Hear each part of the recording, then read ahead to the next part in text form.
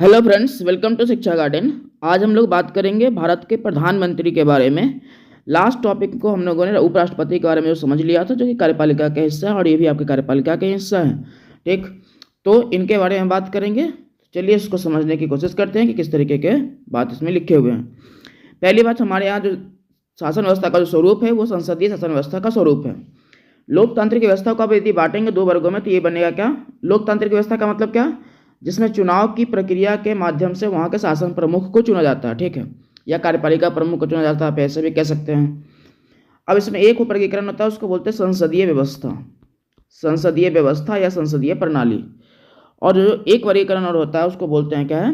अध्यक्षीय बोलते हैं। अध्यक्षीय प्रणाली जो होता है वहाँ का जो कार्यपालिका का प्रमुख होगा वो क्या कहलाएगा? कार्यपालिका का प्रमुख, सरकार का प्रमुख, प्रशासनिक प्रमुख जो भी कहिए वो होता है राष्ट्रपति, ठीक है। कौन होगा? राष्ट्रपति।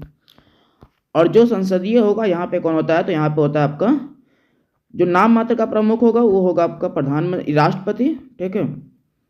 और जो कार्यपालिका का प्रमुख होगा, जो शासन का प्रमुख होगा वो क्या कहलाएगा? जो सरकार का प्रमुख होगा वो कहलाएगा प्रधानमंत्री, पीएम, ठीक।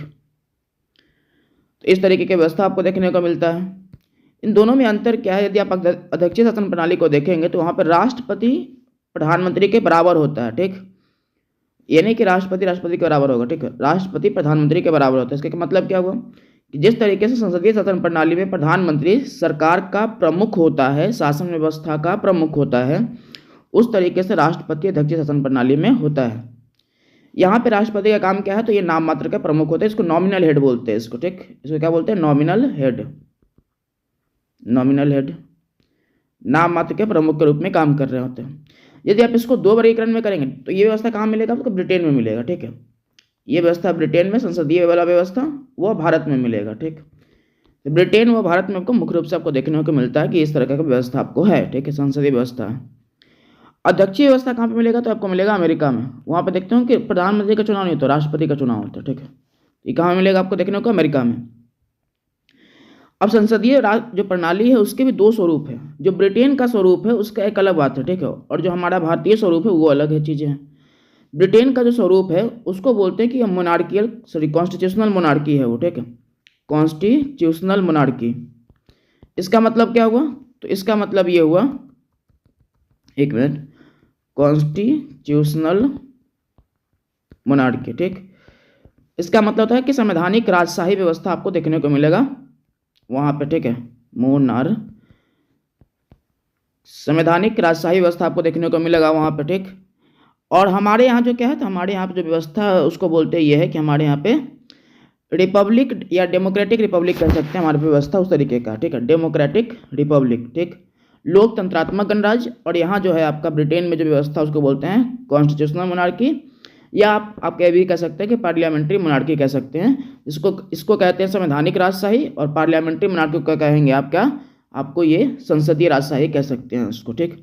इस तरह का व्यवस्था आपको देखने को मिलेगा। अंतर क्या होता है? अंतर ये है, ब्रिटेन में, भारत में दोनों जगह पर संसदीय व्यवस्था तो है, इसमें कोई दिक्कत नहीं, ठीक। पर अंतर वहाँ पे ये देखने को मिलेगा कि ब्रिटेन का जो संसदीय व्यवस्था है उसमें जो हेड ऑफ स्टेट होता है वहाँ पे क्या होता है? वो परिवार से आता है, जो वहाँ का सम्राट है, ठीक है, जिसको आप ब्रिटेन का सम्राट कह रहे हैं, साम्राज्य कह रहे हैं, ठीक है। तो सम्राट जो है बेसिकली वहाँ का क्या है? वो परिवार से आ रहा है, कि किंग है। जो हमारे यहाँ की तुलना करेंगे तो राष्ट्रपति, हमारे यहाँ का राष्ट्रपति और वहाँ का जो सम्राट है, दोनों क्या है? बराबर, इक्विवेलेंट है, ठीक है, इक्विवेलेंट काम होता है उनका उस तरीके का, ठीक। वहाँ पे विधायिका द्वारा बनाए गए नियमों पर हस्ताक्षर करने का काम किसके पास है? राष्ट्रपति, वहाँ पे सम्राट के पास है ब्रिटेन में। पर हमारे शासन व्यवस्था का जो स्वरूप है, जिसमें राष्ट्रपति का जो स्वरूप है सो, और वहाँ जो ब्रिटेन का स्वरूप है सो, दोनों में एक अंतर मिलता है। और वो अंतर क्या है? तो हमारे यहाँ राष्ट्रपति का चुनाव होता है, जनता के प्रतिनिधि उसमें भाग लेते हैं, ठीक है। और वहाँ पे क्या होता है कि जो सम्राट है, जो कि राष्ट्रपति के बराबर का था वहाँ पे, ठीक है, वो क्या था वहाँ पे, उसको वो परिवार से आता है, वंश से आता है, ठीक, वंश परंपरा से आता है। इसीलिए उसको कहते हैं क्या कि ब्रिटेन की जो संसदीय व्यवस्था है वो क्या है? मोनार्की वाला है, ठीक है। तो उसको बोलते हैं कॉन्स्टिट्यूशनल मोनार्की, संवैधानिक राजशाही, या उसको बोलेंगे संसदीय राजशाही, पार्लियामेंट्री मोनार्की, ठीक। पर हमारे यहाँ पे कैसा है? तो लोकतंत्रात्मक गणराज्य है, डेमोक्रेटिक, ये क्या बोलते हैं इसको? रिपब्लिक बोलते हैं इसको, ठीक है, डेमोक्रेटिक रिपब्लिक बोलते हैं उसको हमारे यहाँ वाले को, डेमोक्रेटिक रिपब्लिक। आप इसको हिंदी में कहेंगे लोकतंत्रात्मक गणराज्य, ठीक। इस तरीके का व्यवस्था हमारे यहाँ देखने को मिलेगा। तो आप समझ गए उम्मीद करते हैं। अब चलिए इसको पॉइंट को समझते हैं कि हमारे यहाँ पे ये क्या क्या पॉइंट्स में है पढ़ने को, ठीक। वो पहला पॉइंट है, संसदीय शासन व्यवस्था में राष्ट्रपति शासन का संवैधानिक प्रधान होता है, ठीक। और जबकि जो उपराष्ट्रपति है वो क्या है, तो ये आपको जो प्रधानमंत्री हो क्या है शासन का, ये प्रशासनिक प्रमुख होता है, ठीक। तो ये आपका संवैधानिक प्रावधान, ये प्रधान, ठीक है। कॉन्स्टिट्यूशनल हेड, जिनको इंग्लिश लिखने का मन हो यहाँ पे लिख सकते हैं कॉन्स्टिट्यूशनल हेड, ठीक। तो और ये जो प्रधानमंत्री जो क्या है शासन का प्रशासनिक प्रमुख आपको मिलेगा, एडमिनिस्ट्रेटिव हेड कह सकते हैं इसको आप, ठीक है। राष्ट्रपति शासन का नाम मात्र का प्रधान होता है, इसको बोलते हैं नॉमिनल हेड, बोलते हैं नॉमिनल हेड। देखिए प्रधानमंत्री क्या होता है, शासन का वास्तविक प्रमुख होता है, तो आप इसको एक्चुअल हेड कह सकते हैं, ठीक है, वो या रियल कह सकते हैं उस संदर्भ में। राष्ट्रपति राज्य का प्रमुख होता है, जबकि प्रधानमंत्री क्या होता है, सरकार का प्रमुख होता है, ठीक। तो ये देखने को मिलेगा आपको। अगला आपका अनुच्छेद 75(1) में ये प्रावधान लिखा हुआ है कि राष्ट्रपति द्वारा प्रधानमंत्री का ये नियुक्ति का प्रावधान है। एक बात आपको और ध्यान रखना है कि कोई भी जो ये प्रधानमंत्री है वो क्या है, चुना नहीं जाता, नियुक्ति होता है उसका, ठीक है। प्रधानमंत्री चुना नहीं जाएगा, नियुक्ति होगा। आप बोलेंगे सर इस बात का क्या मतलब हुआ। पहली बात तो ये कि पहले आपको प्रधानमंत्री बनने के लिए दोनों में से किसी भी सदन का सदस्य होना चाहिए, ठीक है। क्या होना चाहिए, दोनों में से किसी भी सदन का सदस्य होना चाहिए। नीचे लिखा हुआ होगा ये बात, राज्यसभा लोकसभा को होना चाहिए, ठीक है। यदि आप नहीं भी हैं तो आपको प्रधानमंत्री बना दिया जाएगा, ठीक है, पर आपको सदस्यता हासिल करना पड़ेगा, ठीक है। अब ऐसा बिल्कुल भी नहीं है कि हाँ राह चलते कोई व्यक्ति जाएगा कि हमको प्रधानमंत्री बनना है, हम सदस्य नहीं है बाद में प्राप्त कर लेंगे, ऐसा थोड़ी होता है। प्रधानमंत्री बनने के लिए पहले तो आपको सरकार का बहुमत होना चाहिए, ठीक है। आप एक ऐसे व्यक्ति हैं जो चुनाव नहीं लड़े हैं, ठीक है, अभी मतलब, या फिर कोई ऑप्शन है नहीं आपके पास, चुनाव नहीं लड़े थे, लेकिन आपके पार्टी में एक सहमति बना। पार्टी कौन, जिसके ज़्यादातर सांसद जीत के आए हैं ताकि वो सरकार बना पाए, ठीक। इस व्यक्ति को बना देते हैं और आप किसी भी सदन का हिस्सा है नहीं, तो उस संदर्भ में कहा गया कि आपको प्रधानमंत्री बना दिया जाएगा, पर 6 महीने के अंदर में आपको क्या करना पड़ेगा, चुनाव लड़ना पड़ेगा, कहीं ना कहीं से सदस्यता हासिल करना पड़ेगा, ठीक। चाहे आप राज्यसभा में सदस्य बनिए या लोकसभा में बनिए, कहीं ना कहीं पे बनना पड़ेगा आपको, ठीक। तो ये प्रावधान है। ऐसा नहीं कोई कहे कि हाँ हम कुछ सदस्य नहीं है फिर भी उनको बना दो, ठीक, क्योंकि आपके पास बहुमत तो होना चाहिए ना, आपकी सरकार बनाने के लिए बहुमत होना चाहिए, ठीक है। ये प्रावधान तो है ही। तो क्या है कि राष्ट्रपति की प्रधानमंत्री का क्या होता है, नियुक्ति होता है, और कौन करते हैं, राष्ट्रपति करते हैं। 75(1) के तहत ध्यान रखिएगा। तो ये कभी नहीं बोलना है कि प्रधानमंत्री का ये चुनाव होता है, ऐसा नहीं कहना। प्रधानमंत्री का नियुक्ति होता है, जो चुने जाते हैं वो सांसद के रूप में चुने जाते हैं। किसके रूप में, सांसद के रूप में। तो ये सांसद के रूप में चुने जाते हैं, ठीक। लेकिन वो जब ये नियुक्त होते हैं तो प्रधानमंत्री नियुक्ति होता है, जो कि राष्ट्रपति करते हैं। और ये कैसे होता है, तो जिस पार्टी के पास अपना बहुमत होगा, जो पार्टी सरकार बनाने का दावा करेगी, वो अपना प्रधानमंत्री का कैंडिडेट पहले से बोल के रखती है या फिर बाद में सजेस्ट करती है कि इस व्यक्ति को प्रधानमंत्री नियुक्त कर दिया जाए। ये प्रावधान होता है, ठीक। अगला हो जाएगा आपका, राष्ट्रपति संसदीय व्यवस्था के अनुसार लोकसभा में बहुमत प्राप्त दल के नेता को, ठीक है। राष्ट्रपति संसदीय व्यवस्था के अनुसार लोकसभा में बहुमत प्राप्त दल के नेता को क्या करते हैं, प्रधानमंत्री नियुक्त करते हैं, ठीक। एक पॉइंट और जो है आपका वो प्रधानमंत्री से जुड़ा हुआ, उसमें यह है कि जो 74(1) आर्टिकल है आपका ना, 74(1), ठीक, उसमें प्रावधान ये है कि राष्ट्रपति को सहायता एवं सलाह देने के लिए क्या होगा, मंत्रिपरिषद होगा, जिसका प्रधान प्रधानमंत्री होगा, ठीक। तो राष्ट्रपति को सहायता एवं सलाह देने के लिए एक मंत्रिपरिषद होगा, जिसका प्रधान प्रधानमंत्री होगा, ठीक है। तो इस तरीके की बात वहाँ पे लिखे हुए हैं। और उसी के आगे आपका ये 75 है, जिसमें क्या लिखा गया है कि राष्ट्रपति जी क्या करते हैं, प्रधानमंत्री की नियुक्ति करते हैं। और नियुक्ति कैसे करेंगे, तो जो पार्टी, जो सरकार बनाने वाली पार्टी है, वो अपना कहेगी कि हाँ इस व्यक्ति को प्रधानमंत्री नियुक्त कर दीजिए, तो वो नियुक्त होता है, ठीक। यहाँ पे लिखा हुआ भी है, देखते हैं इसमें क्या। संसदीय शासन व्यवस्था के अनुसार लोकसभा में बहुमत प्राप्त दल के नेता को प्रधानमंत्री नियुक्त किया जाता है, ठीक, जो कि राष्ट्रपति करेंगे। प्रधानमंत्री की नियुक्ति के संबंध में किसी पार्टी के स्पष्ट बहुमत न होने पर राष्ट्रपति अपने विवेक के आधार पे, विवेक मतलब वो अपने इंटेलिजेंस के बेस पे, जो उनका दिमाग में आएगा जिस तरह के बात, ठीक है, वो के आधार पे सबसे बड़े दल के नेता को प्रधानमंत्री नियुक्त कर सकता है। पर शर्त यह है कि प्रधानमंत्री को ये 1 माह के भीतर विश्वास मत हासिल करना पड़ेगा। ये थोड़ा सा मामला डिफिकल्ट है, इसको समझिएगा। देखिए हमारे यहाँ पे लोकसभा में क्या है, 543 मेंबर पे चुनाव हुआ है इस बार, ठीक है। इस बार जो चुनाव हुआ है 543 मेंबर पे हुआ है, क्योंकि वो एंग्लो इंडियन वाला जब पूरा अलॉटेड सीट कितना है, तो 545 है। ये आप डेटा पढ़ेंगे जब लोकसभा पढ़ रहे होंगे वहाँ पे, तब पूरा जो अलॉटेड सीट है वो है 552 तो पूरा सीट है लोकसभा का, ठीक। उसमें से 545 पे चुनाव होते थे। 2 इसमें से एंग्लो इंडियन वाले प्रावधान को खत्म कर दिया गया, ठीक है। और 543 पे अभी फिलहाल चुनाव हुआ इस बार वाला, ठीक। इसका बहुमत निकाल लेंगे तो जो व्यक्ति बहुमत प्राप्त करता है वही सरकार बनाता है, तो बहुमत निकालिएगा इसका, तो आपका क्या बनेगा, तो देखिए 543 का 2 करना है अपने को बाई 2, तो पहले हम 540 का कर लेते तो कितना हो जाएगा 270, ठीक हो जाएगा।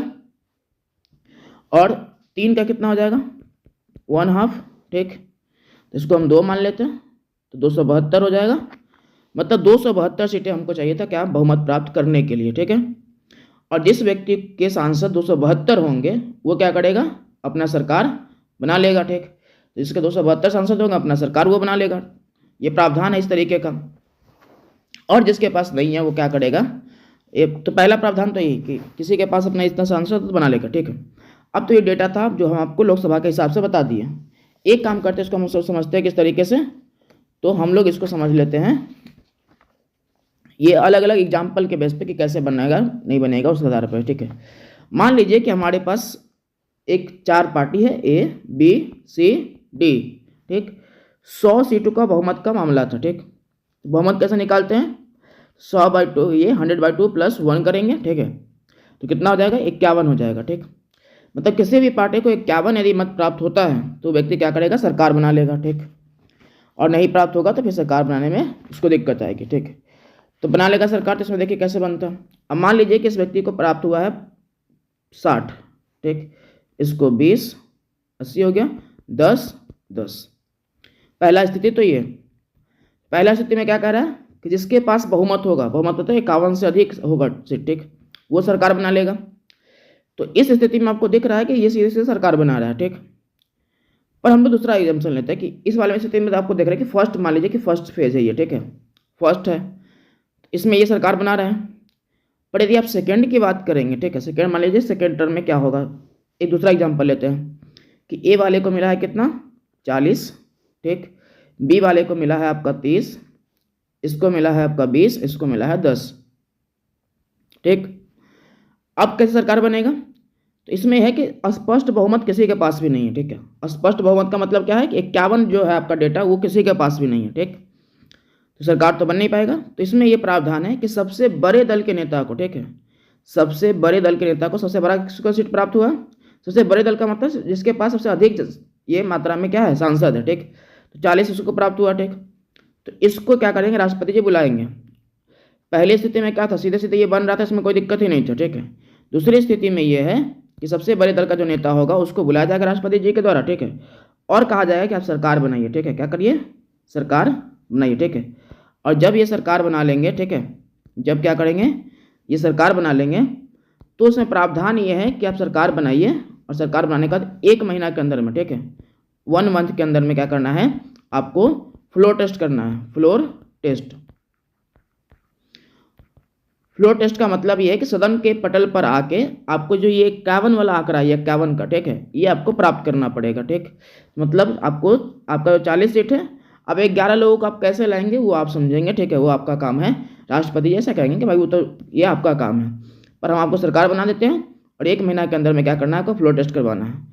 यदि 1 महीना के अंदर में ये जो ए नाम की पार्टी है ये अपना बहुमत साबित कर पाई तो ठीक, और नहीं कर पाएगी तो क्या होगा, अंत इनका सरकार गिर जाएगा, ठीक।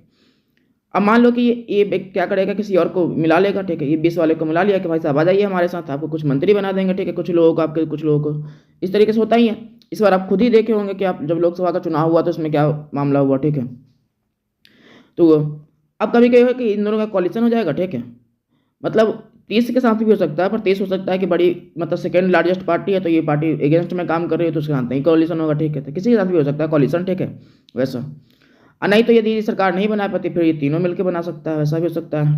30 20 से 50 10 60 है इनके पास, ये भी बना सकते हैं। तो ऐसे रहता है कि पहला स्थिति तो क्या है कि बहुमत प्राप्त होगा तब सरकार बना लेंगे। दूसरा स्थिति ये है कि यदि बहुमत नहीं है तो राष्ट्रपति जी क्या प्रयोग करते हैं, तो अपने विवेक का प्रयोग करते हैं। उसमें ये कह रहता है कि सबसे अधिक सांसद जिसके पास भी है, ठीक है, सबसे अधिक सीट जिसको भी मिला है उसको बना देता है सरकार, ठीक है। और फिर कहते हैं कि 1 महीने के अंदर में आपको पर ये बहुमत साबित करना पड़ेगा सदन में आके, ठीक है, साबित करवाए तो ठीक, नहीं कर पाए तो फिर अंत आपका ये सरकार खत्म हो जाएगा, ठीक, ये प्रावधान है। तो ये पॉइंट आप देखिए यहाँ पे क्या लिखा है, प्रधानमंत्री की नियुक्ति के संबंध में किसी पार्टी का स्पष्ट बहुमत न होने पर राष्ट्रपति अपने विवेक के आधार पर सबसे बड़े दल के नेता को प्रधानमंत्री नियुक्त कर सकता है, पर शर्त यह है कि नियुक्त प्रधानमंत्री को 1 माह के भीतर विश्वास मत हासिल करना पड़ेगा।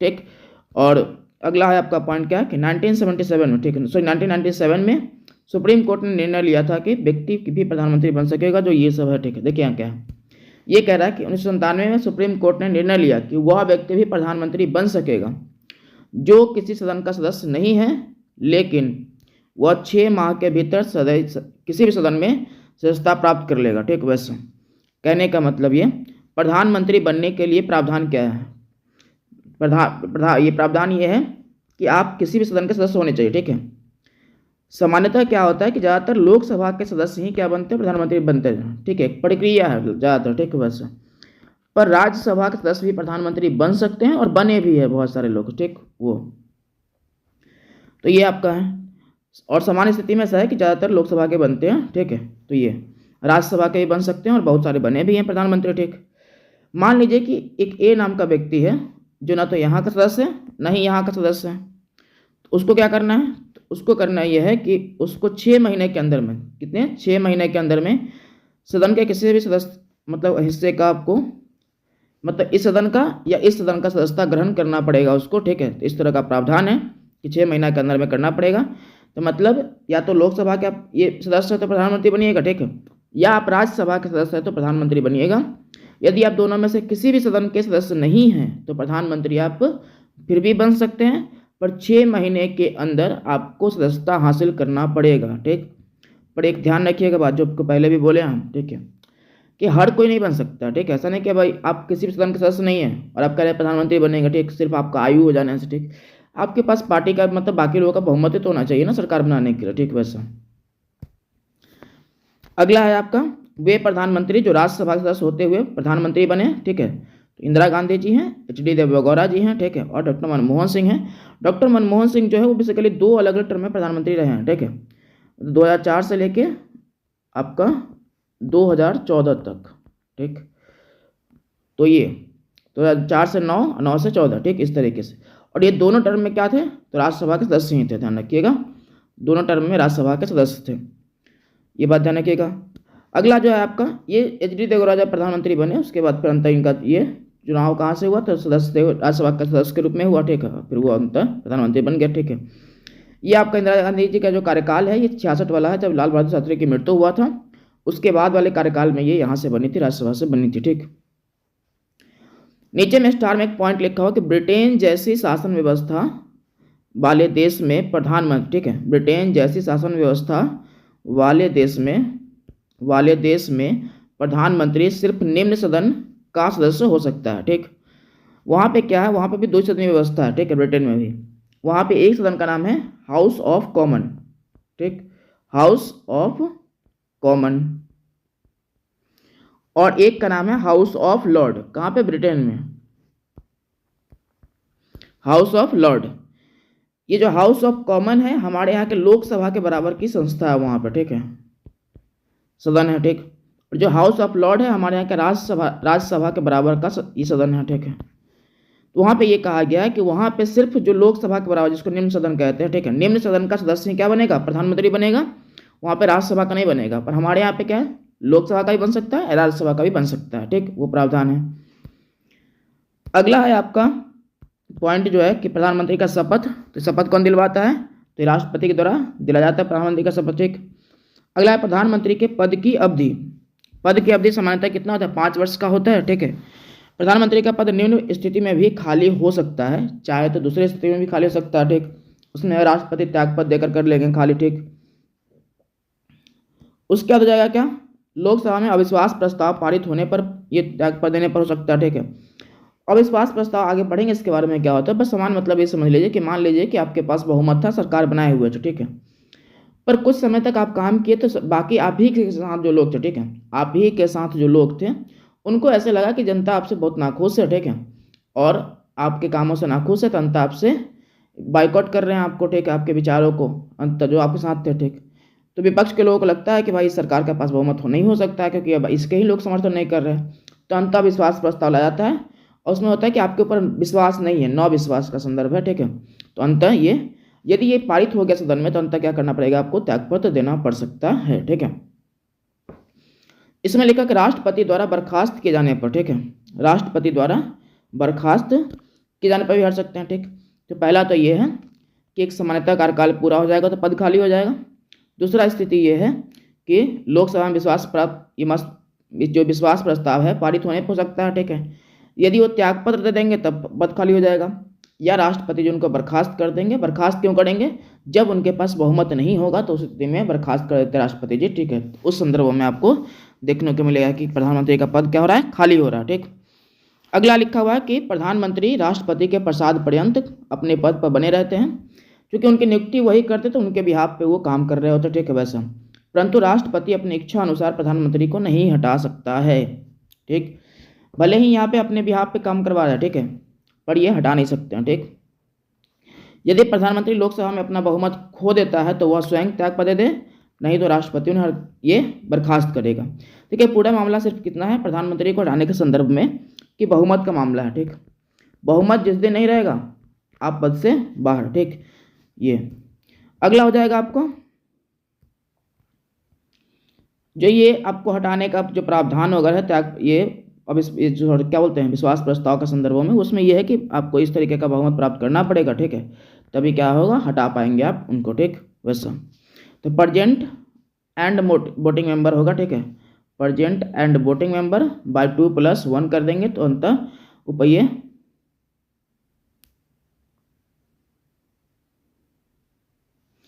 एक मिनट, यहाँ पे आपका ये ठीक नहीं लिखा हुआ है, यहाँ पे जो ये मामला है तो ये जो आपका लिखा हुआ बेसिकली इसमें यह है कि प्रधानमंत्री को हटाने संबंधित जो बर्खास्त करने का जो संबंधित प्रावधान है, या फिर बर्खास्त नहीं कह सकते, अविश्वास प्रस्ताव से संबंधित जो प्रावधान है उसके संदर्भ में यहाँ पे बात लिखा हुआ, तो उसमें ये है, ठीक है, डेटा गलत लिखा हुआ यहाँ पे, इसको ठीक कर लीजिएगा आप, ठीक है, ये आपका ठीक नहीं है। इसमें कि प्रेजेंट एंड वोटिंग मेंबर, क्या present and voting member by 2+1 होता है, ठीक, ये नंबर गलत है, बाकी यहाँ पे ये फॉर्मूला सही लिखा हुआ, present and voting member by 2+1। इसका मतलब क्या होता है, उपस्थित व मतदान करने वाले सदस्यों का ये बहुमत प्राप्त करना होता है उसको, तो बाय 2+1 होता है। उपस्थित व मतदान करने वाले सदस्यों का बाय 2+1, उपस्थित व मतदान करने वाले सदस्यों का बाय 2+1 करना है तो अंत आपको निकलेगा। इसका मतलब क्या है, तो इसका मतलब यह है, जैसे मान लीजिए कि यहाँ पे जितने अविश्वास प्रस्ताव पारित हो रहा तो वहाँ पे 100 लोग थे, ठीक है, और 100 लोग वोटिंग भी कर रहे हैं, तो 100 ये बाय 2+1 कर देंगे, और बहुमत कितना 51। यदि 51 लोग सरकार के खिलाफ काम बोल रहे हैं तो अंतर सरकार को बर्खास्त कर दिया जाएगा, अविश्वास प्रस्ताव पारित हो जाएगा, तो ठीक वो मामला है। बाकी ये कैसे काम करता है इसके लिए एक टॉपिक अलग से पूरा बनाया है, वो साधारण बहुमत के बारे में, विशेष बहुमत के बारे में, वो पॉलिटी वाले सेक्शन में ही मिल जाएगा, तो वहाँ से समझ लीजिएगा उसको, ठीक। अगला लिखा हुआ है आपका क्या, प्रधानमंत्री के बर्खास्त होने पर मंत्रिपरिषद को ही बर्खास्त होना पड़ता है, और यदि प्रधानमंत्री का निधन हो जाता है तो पूरी मंत्रिपरिषद भी बर्खास्त होती है। ये वाला बात हम लोग आगे भी समझेंगे जब मंत्रिपरिषद पढ़ रहे होंगे तब, ठीक, उसके बारे में। अगला है प्रधानमंत्री के वेतन व भत्ते, ठीक। प्रधानमंत्री संसद सदस्य को प्राप्त होने वाले वेतन व भत्ते प्राप्त करते हैं, ठीक। इसके अतिरिक्त उन्हें मुफ्त आवास, यात्रा भत्ता, स्वास्थ्य सुविधाएं इत्यादि प्राप्त होता है। पहली बात तो ये कि ये जो संसद के सदस्य को जो वेतन मिलता है वही इनको ही मिलता है, ठीक। उसके अलावा चूंकि प्रधानमंत्री है तो इनके पास सुरक्षा वगैरह ज़्यादा होगा, आवास में सुविधाएं ज़्यादा होंगी, उसको थोड़ा सा ज़्यादा होगा, ठीक। यहाँ पे लिखा कि भारत के प्रधानमंत्री को 1,60,000 रुपये वेतन मिलता है, ये ठीक है, ठीक है। अगला है प्रधानमंत्री की शक्तियाँ, क्या प्रधानमंत्री की शक्तियाँ, इसके बारे में चर्चा आपको, ठीक। पहला पॉइंट लिखा हुआ है क्या कि भारतीय संविधान में प्रधानमंत्री की शक्तियों का उल्लेख नहीं है, सही है। आपका जो शक्ति एवं कार्य है उसके कुछ अलग अलग बिंदु है, ठीक। उसमें पहला पॉइंट है कि उल्लेख इसमें नहीं मिलता है, ठीक। भारत की कुछ प्रमुख शक्तियां निम्नलिखित, प्रधानमंत्री की कुछ प्रमुख शक्तियां क्या है, निम्नलिखित हैं, और उसमें अलग अलग है आपका कि पहला मंत्रिपरिषद के संबंध में क्या हो जाएगा, ठीक, राष्ट्रपति के संबंध में क्या हो जाएगा, इस तरह की चर्चा। पहला आपका यह अपने समकक्ष मंत्रियों में क्या होते हैं, प्रमुख होते हैं। तो मंत्रिपरिषद में जितने ही मंत्री होंगे, ठीक है, उसमें कितने मंत्री होते हैं इसके बारे में आपको आगे बात करेंगे मंत्रिपरिषद वाले टॉपिक में, ठीक। तो उसमें से क्या होगा, जैसे मान लीजिए कि 10 है तो 10 में क्या होगा, सबसे प्रमुख प्रधानमंत्री होता है, ठीक वैसा। अगला हो जाएगा यह विभिन्न मंत्रालयों के कार्य प्रगति को देखते हैं, ठीक। यह मंत्रिपरिषद की बैठक की अध्यक्षता करते हैं, और यह किसी भी मंत्री को त्यागपत्र देने के लिए कह सकते हैं, और यदि वह मंत्री अपने से त्यागपत्र नहीं देगा तो राष्ट्रपति को सलाह देके उसको बर्खास्त करवा सकते हैं। इसमें यह है कि जब आप अपने हेड के हिसाब से काम नहीं करिएगा तो हेड आपका नाराज होगा, तो उस तरीके से आपको ये प्रावधान है कि भाई हटवा सकते हैं, खुद ही हटाने के लिए आपको कह सकते हैं, हटने के लिए कह सकते हैं आपको, ठीक। अगला, यह स्वयं त्यागपत्र देकर पूरे मंत्रिपरिषद को बर्खास्त कर सकते हैं, इस तरह का प्रावधान। अगला, राष्ट्रपति के संबंध में, प्रधानमंत्री राष्ट्रपति द्वारा मांगी गई संघ के प्रशासन व विधान संबंधित सूचनाओं का उपलब्ध करवाता है, ठीक है, सूचनाओं को उपलब्ध करवाने का कार्य करता है। प्रधानमंत्री राष्ट्रपति को सलाह देकर विभिन्न अधिकारियों की नियुक्ति करवाते हैं, ठीक है। तो संघ के प्रशासन व विधान संबंधी सूचनाओं का उपलब्ध करवाने का काम कौन करता है? प्रधानमंत्री करता है। किसको? तो राष्ट्रपति को, ठीक। इसके बारे में चर्चा आपको मिलेगा, आर्टिकल, वो कौन सा आर्टिकल है? तो आपको 78 आर्टिकल है, ठीक है। आपका अनुच्छेद कितना है? 78। अनुच्छेद 78 में प्रावधान ये है कि प्रधानमंत्री क्या करेंगे? राष्ट्रपति को सूचना वगैरह देंगे, ठीक है। प्रधानमंत्री राष्ट्रपति को सलाह देकर विभिन्न अधिकारियों की नियुक्ति करवाता है, ठीक। तो आप उसमें देखें तो राष्ट्रपति वाले टॉपिक में पढ़े होंगे वहाँ पर, ठीक है, कि जैसे महान्यायवादी की नियुक्ति होती है, ठीक है, महालेखा परीक्षक का नियुक्ति होता है, इस तरह का नियुक्ति होता है, ठीक। तो सब अधिकारी, ये सलाह कौन देता है? तो ये प्रधानमंत्री देते हैं। राष्ट्रपति जी उसको बस क्या करते हैं? नियुक्ति करने का काम करते हैं। अगला है संसद के संबंध में। तो संसद के संबंध में प्रधानमंत्री क्या होता है? लोकसभा के नेता होते हैं, सदन के नेता होते हैं, ठीक है, और या लीडर ऑफ हाउस बोलते हैं इनको, ठीक है। या राष्ट्रपति को सत्र बुलाने व सत्रावसान करने संबंधित सलाह देने का काम करते हैं। सत्र बुलाने का मतलब क्या होता है?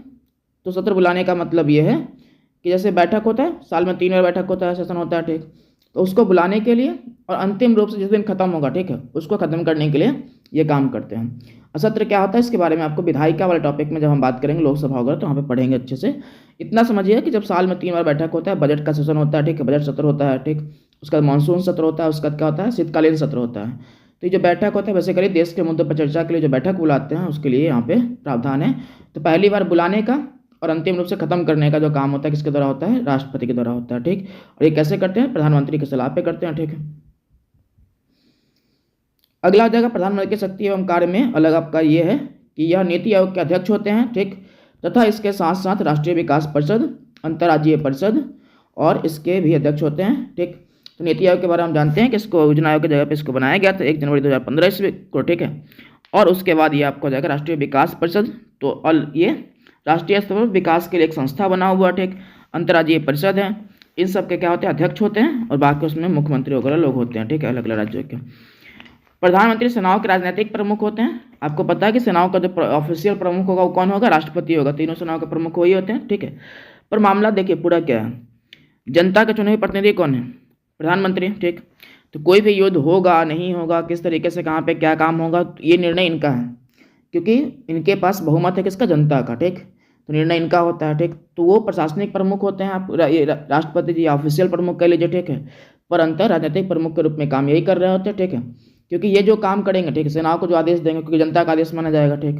और यदि कल को कुछ गलत करेंगे तो जनता पूछेगी भाई साहब हम तो ये नहीं चाह रहे थे कि तुम ये करो, किसी देश पे आक्रमण करवाओ, चाहे ये करो चाहे वो करो, उस तरीके से, ठीक। तो ऐसा प्रावधान है, ठीक। इसलिए राजनीतिक प्रमुख इनको रखा गया है ये सेना का। अगला आपका हो जाएगा प्रधानमंत्री संबंधित महत्वपूर्ण तथ्य। तो अलग अलग कुछ पॉइंट है प्रधानमंत्री से रिलेटेड, उसको समझना है। तो चलिए देखते हैं इसको, ठीक। तो पहला आपका है जवाहरलाल नेहरू प्रधानमंत्री के रूप में सबसे ज़्यादा समय तक कार्यरत थे। ये बात आपको यहाँ पे लिखा हुआ है। तो इनका जो पूरा कार्यकाल है आपको कहाँ से कहाँ तक है? 47 से लेकर 64 तक लिखा हुआ, ठीक है। तो 1947 में बने, ठीक, और उसके बाद 27/5/1964 तक ऐसे रहते हैं, क्योंकि उनका मृत्यु हो जाता है 64 में। तो उसके बाद वो मतलब उसके बाद हटना ही है, उसमें क्या बचा हुआ। तो ये आपको रहेगा। अगला हो जाएगा आपका कि मोरारजी देसाई प्रथम गैर कांग्रेसी प्रधानमंत्री एवं प्रधानमंत्री पद से त्यागपत्र देने वाले पहले प्रधानमंत्री थे, ठीक। इस बात का क्या मतलब हुआ? इस बात का मतलब ये हुआ है कि जो पहली बात तो है कि गैर कांग्रेसी का मतलब क्या होता है? इससे पहले जितने भी लोग बने वो कांग्रेस की तरफ से बने थे, ठीक। इस समय पे पहली बार 1977 की घटना है पूरा, ठीक है। 1977 में जनता पार्टी की सरकार को, ठीक है, कुछ बहुमत प्राप्त हुआ और उसके सहयोगी जो लोग थे उन सब के साथ में मिलकर इन लोगों ने सरकार बनाया, ठीक है। तो पहली बार कांग्रेस के अलावा, ठीक है, पहली बार कांग्रेस के अलावा कोई पार्टी सरकार बना रही थी। उस पार्टी में एक पार्टी प्रमुख जो है जनता पार्टी है, और इसके जो ये प्रधानमंत्री बने वो कौन बने थे? मोरारजी देसाई, ठीक। तो इसको बोला कि गैर कांग्रेसी है, ठीक, मतलब कांग्रेसी नहीं। इससे पहले जितने भी थे, जैसे जवाहरलाल नेहरू, लाल बहादुर शास्त्री, गुलजारी नंदा को बनाया गया था, कार्यकारी प्रधानमंत्री थे वो, ठीक है। और उसके बाद इंदिरा गांधी जी रही, ठीक। और इंदिरा गांधी जी के बाद तो चूंकि सब कांग्रेस से थे, यही व्यक्ति बाहर से के अलग से पार्टी बना के वहाँ से चुनाव लड़े और अंत जीते, तो उसके बाद ये सरकार बना, ठीक, वैसा बहुमत में लेके बाकी लोगों को और लोगों को लेके, ठीक। तो प्रथम गैर कांग्रेसी प्रधानमंत्री होगा। ठीक, त्यागपत्र देने वाले प्रधानमंत्री का मतलब क्या? देखिए, इससे पहले प्रधानमंत्री के पद पे नेहरू जी थे। ठीक, उनकी मृत्यु हो गया। ठीक, तो वो तो स्वाभाविक रूप से हटे। ठीक, उसके बाद वो लाल बहादुर शास्त्री बैठे, वो भी हटे उस तरीके से। कार्यवाहक रूप में उन लोगों को नियुक्त किया गया था गुलजार लाल नंदा को। ठीक है, तो उनका तो फिर बात ही नहीं है कि भाई कार्यवाहक थे, तो फिर उसमें क्या। इंदिरा गांधी जी ये चुनाव हारी थी। ठीक, तो ऐसे कोई इस समय इससे पहले तक कोई प्रधानमंत्री नहीं हुआ जो त्यागपत्र दिया हो। ठीक है, इनको त्यागपत्र देना पड़ा क्योंकि इसके कुछ साथी क्या थे, अपने मतलब बहुमत वापस ले लिए थे, तो अंत इनके पास बहुमत बचा नहीं, तो इनको त्यागपत्र देना पड़ गया था पार्टी ये प्रधानमंत्री के पद से। ठीक, वैसे अगला है आपका पीवी नरसिम्हा राव प्रधानमंत्री का पद ग्रहण करने के समय ये किसी भी सदन के सदस्य नहीं थे, यहाँ पे लिखा हुआ है। ठीक, इसका मतलब ये है कि इनको बाद में सदस्य बनाया गया था। ठीक है, तो ये पहले किसी भी सदन के सदस्य नहीं थे, बाद में इनको सदस्यता प्राप्त हुआ। ठीक, और राज्यसभा के सदस्य के ये बनने के बाद ऐसा बने थे वो। ठीक, इनके बारे में एक कथन ये है कि दक्षिण भारत से प्रधानमंत्री बनने वाले पहले व्यक्ति थे। ठीक है, सॉरी, पहले व्यक्ति नहीं, पहले नेता थे। ठीक, तो दक्षिण भारत से प्रधानमंत्री बनने वाले ये पहले नेता थे। इनसे पहले दक्षिण भारत का कोई व्यक्ति प्रधानमंत्री नहीं बना है। 1991 से 96 तक आपको देखने को मिलता है। 91 में ये बने थे। ठीक है, 1991 में। ठीक, 96 तक इनका शासन था। ठीक, वो अगला हो जाएगा अटल बिहारी वाजपेयी के कार्यकाल। एक कार्यकाल के दौरान सबसे कम समय तक प्रधानमंत्री पद पर रहे थे। ठीक, अटल बिहारी वाजपेयी जो है सबसे कम समय तक प्रधानमंत्री के पद पर रहे। मतलब मामला ये है कि ये इनको प्रधानमंत्री बनाया गया क्योंकि सबसे बड़ी पार्टी था इनके पास। ठीक, सबसे बड़ी पार्टी थी ये, इनको प्रधानमंत्री बना दिया गया। पर यही कि भाई बहुमत साबित करना होता है 1 महीने में, जो कि आप पहले प्रावधान देखे हैं, तो इनके पास स्पष्ट बहुमत तो था नहीं, लेकिन सबसे बड़ी पार्टी थे तो प्रधानमंत्री बना दिया गया। अब इनको बहुमत साबित करना था, तो इनको जब लगा कि भाई इनके सहयोग कुछ लोग सहयोगी जिनसे इनको उम्मीद था कि भाई सहयोग करेंगे तो हम प्रधानमंत्री रहेंगे। ठीक है, पर सहयोग नहीं करे तो अंत ये अपने आप ही त्यागपत्र दे देते हैं। ठीक है, और इससे हट जाते हैं। ठीक, अगला जाएगा एच डी देवगौड़ा प्रधानमंत्री पद ग्रहण करने के समय विधानसभा के सदस्य थे। ठीक है, और कर्नाटक में विधानसभा के सदस्य थे। ठीक है, ये अगला जाएगा भारत के प्रथम महिला प्रधानमंत्री कौन थे? तो इंदिरा गांधी बनी थी। ठीक, ये नेक्स्ट जाएगा भारत के प्रथम उप प्रधानमंत्री कौन थे? सरदार वल्लभ भाई पटेल। सरदार वल्लभ भाई पटेल 1947 से लेके 1950 तक में क्या रहे हैं? उप प्रधानमंत्री रहे। ठीक, एक बात ध्यान रखिएगा, उप प्रधानमंत्री के पद का प्रावधान हमारे संविधान में नहीं है। ठीक है, उप प्रधानमंत्री के पद का प्रावधान हमारे संविधान में नहीं है। जनरली होता यह है कि यदि किसी पार्टी का बहुमत प्राप्त हुआ हो, ठीक है, उसमें 2 ऐसे नेता हैं जो हम उप प्रधानमंत्री बनना चाहते हो। ठीक है, तो एक जनरली एक सुझाव होता है पार्टी के बीच में मीटिंग में कि भाई एक काम करते हैं, आपको उप प्रधानमंत्री और इनको प्रधानमंत्री बना देते हैं। ठीक, वैसा। और सामान्यतः वो व्यक्ति जो उप प्रधानमंत्री होगा, ज़्यादातर वो क्या होता है, गृह मंत्रालय उनके पास होता है, वित्त मंत्रालय होता है। ठीक, या फिर रेलवे मंत्रालय, इस तरीके का रक्षा विभाग हो सकता है। ठीक, वैसे तो इन पर ज़्यादातर होता है। ठीक, ज़्यादातर इन पदों पर बैठे हुए लोग क्या हो सकते हैं? प्रधानमंत्री, उप प्रधानमंत्री बनते हैं। ठीक, पर ऐसा कोई फिक्स ये प्रोविजन नहीं है। ठीक, ध्यान रखिएगा, क्योंकि ऐसे भी जो ये गृह मंत्रालय का पद हो चाहे रक्षा मंत्रालय का पद हो, ये उन्हीं लोगों को दिया जाएगा जो क्या होंगे, थोड़ा सा उस पार्टी में बहुत कदावर नेता होंगे, तभी उनको दिया जाता है, अदरवाइज नहीं दिया जाता। ठीक, अगला हो जाएगा आपको क्या, जवाहरलाल नेहरू, लाल बहादुर शास्त्री एवं इंदिरा गांधी की मृत्यु इनके प्रधानमंत्री कार्यकाल के दौरान हुआ था। ठीक, ये बात है। लाल बहादुर शास्त्री ऐसे प्रधानमंत्री जिनकी मृत्यु भारत से बाहर हुआ था। उज्बेकिस्तान एक देश है आपका, और उसी की राजधानी था ताशकंद, वहीं पर मृत्यु हुआ था। ये गए थे, बेसिकली समझौता हुआ था भारत और पाकिस्तान के बीच में समझौता, और समझौता में रूस मध्यस्थता कर रहा था, तो वहीं पर समझौता हुआ था, तो अंत वहाँ पे गए हुए थे और फिर वहीं पे उनकी मृत्यु हुआ था। ठीक, वो अगला हो जाएगा आपका क्या, राजीव गांधी सबसे कम उम्र में प्रधानमंत्री बने हैं। ठीक है, तो इनका 44 में जन्म हुआ राजीव गांधी जी का। ठीक है, और ये प्रधानमंत्री बने हैं कब? 84 के आसपास में। ठीक है, तो हाँ 84 में बने हैं, तो इस तरीके से इनका सबसे कम उम्र में बनने वाले प्रधानमंत्री है। ठीक, अगला हो जाएगा आपका सबसे अधिक उम्र में ये प्रधानमंत्री कौन बने हैं? तो मोरारजी देसाई बने हैं। ठीक, और ये जो है आपका बेसिकली इनका जो जन्म है 1896 ईस्वी का है। ठीक, और 77 में प्रधानमंत्री बने थे। तो इस तरीके से सबसे कम उम्र में, सबसे अधिक उम्र में प्रधानमंत्री बनने वाले ये व्यक्ति रहे हैं। ठीक, इस तरीके का बात है। और अंत आपका ये पॉइंट पूरा खत्म हुआ, प्रधानमंत्री का टॉपिक खत्म हुआ। आपको उम्मीद करते हैं ठीक लगा होगा। देखने के लिए आपका धन्यवाद। मिलते हैं अगले वीडियो में।